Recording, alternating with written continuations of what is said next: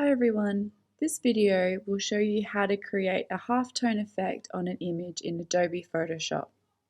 To get started, let's go over to the Launchpad and open up Photoshop.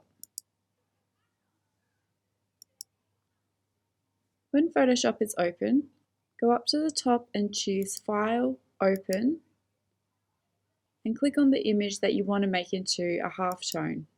Mine is sitting on my desktop, and then click Open. With your opened image, go up to Image, Mode, and choose Grayscale.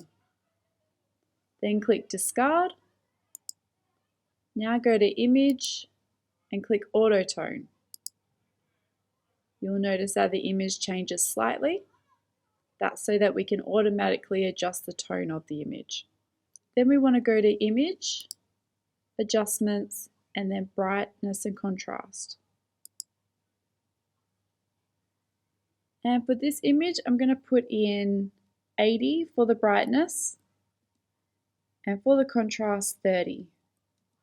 If you're using another image, you may want to have different values. We're just adjusting them so that we can have enough brightness and contrast in the original image. And then click OK. Now I'll go up to File, Pixelate, Color Halftone. This top one here, we want to put in the value between 5 and 15. I'll show you the difference between either end of the scale there. We're going to start off with 5, and then for the rest of these, we're going to put in 45.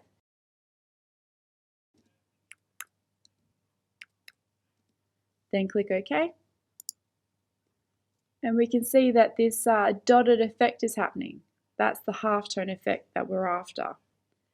If we go back up to Filter, Pixelate, Halftone, and put in 15 for the max radius, and say OK, we can see that the dots are much bigger.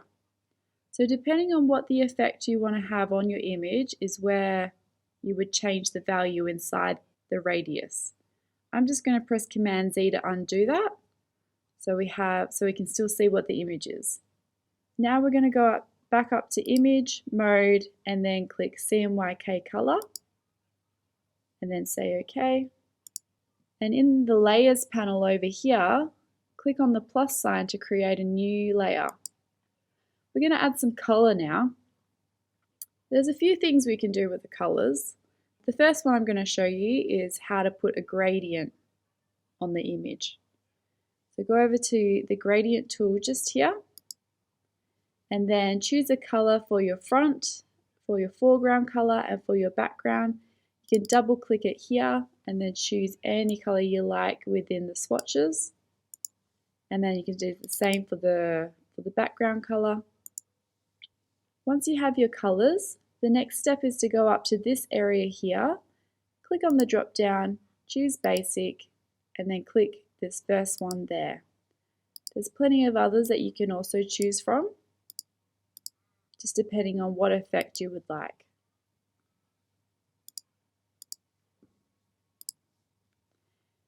To draw the gradient, click, hold and drag with the mouse. That's going to create where the direction of the gradient will go. Now over into the Layers panel, with that layer selected, click where it says Normal and change it to Multiply. You can also reduce the opacity here. For this one I'm going to do 75%. And this is just one effect you can do using that halftone.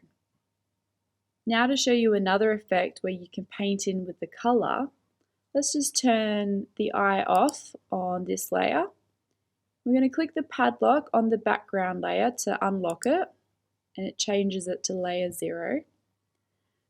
Then you're going to go down to the plus sign and create a new layer. Move this layer to be below layer 0, then go back up to layer 0 and change this one to say Multiply. Now click back onto layer 2, so we're going to edit this layer. Then over in the brush tool here, we're going to select this one, and then up the top, we're going to choose the hard round brush. It sits inside the general brushes there.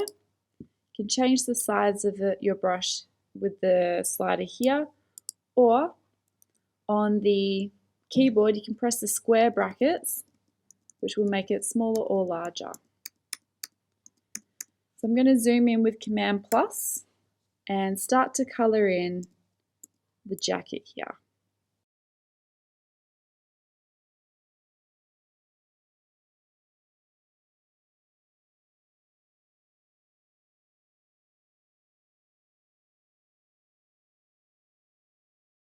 To change the color that you're working with, just double click on the foreground color and then choose another.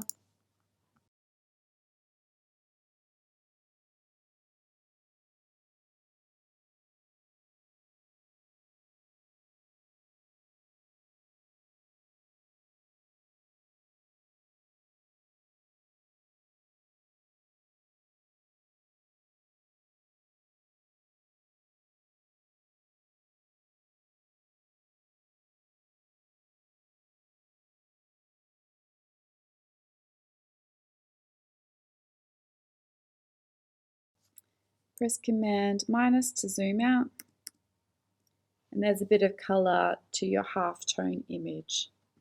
So 2 examples with the gradient, or if you're adding your own color,